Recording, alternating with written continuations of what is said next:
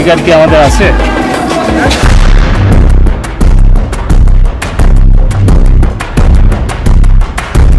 আকাশি রঙের একটি প্রিজন ভ্যান দুপুর 1:30টার দিকে ঢাকা চিফ মেট্রোপলিটন ম্যাজিস্ট্রেট আদালতের সামনে এসে থামে।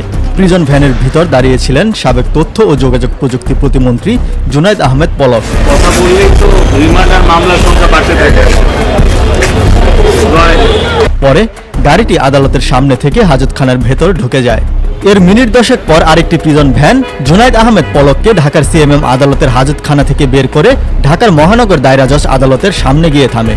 পরে তাকে প্রিজন ভ্যানের ভিতরে 2 হাত পেছনে রেখে হাতকড়া পরায় পুলিশ। এরপর পলককে প্রিজন ভ্যান থেকে ঢাকা মহানগর দায়রা জজ আদালতের হাজতখানায় ঢোকানো হয়। জুনায়েদ আহমেদ পলক এ সময় সাংবাদিকদের সাথে কথা বলেন।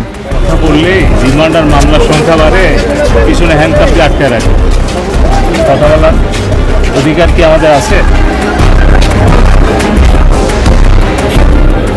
দুটি মামলায় আজকে জুনায়েদ আহমেদ পলককে 5 তারিখ সমূহ ছিল, এই কারণে আজকে এই কোর্টে আনা হয়েছে এবং আজকে তার হাজিরার জন্য একটা আনা হয়েছে। এছাড়া আর কোনো ডিস্টার্ব নেওয়া হয় না। ওখানে কোনো চিকিৎসার সুবিধা অ্যাভেলেবেল নেই, কে রাখা হয়, বিশেষ কোনো সুযোগ সুবিধা দেওয়া হয় না এবং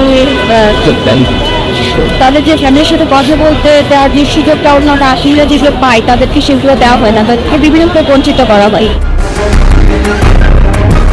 অন্যদিকে রমনা থানায় দায়ের করা একটি মামলায় সাবেক মন্ত্রী রাশেদ খান মেননকে গ্রেপ্তার দেখিয়ে কারাগারে পাঠানোর আদেশ দিয়েছে আদালত। দুপুর 1:30টার পর রাশেদ খান মেননকেও পেছনে 2 হাত নিয়ে হাতকড়া পরিয়ে তাকে আদালতে তোলে পুলিশ।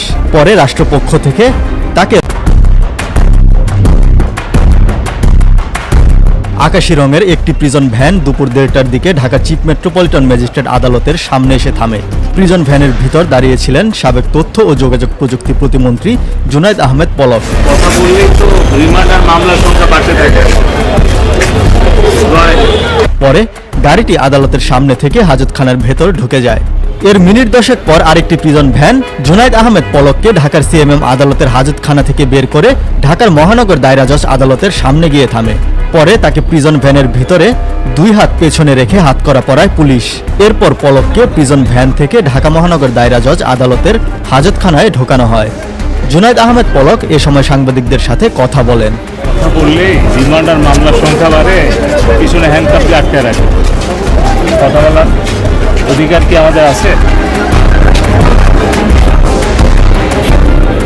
দুটি মামলায় আজকে জুনায়েদ আহমেদ পলককে 5 তারিখ সমূহ ছিল, এই কারণে আজকে এই কোর্টে আনা হয়েছে এবং আজকে তার হাজিরার জন্য একটা আনা হয়েছে। এছাড়া আর কোনো ডিস্টার্ব নেওয়া হয় না। ওখানে কোনো চিকিৎসার সুবিধা অ্যাভেলেবেল নেই, কে রাখা হয়, বিশেষ কোনো সুযোগ সুবিধা দেওয়া হয় না এবং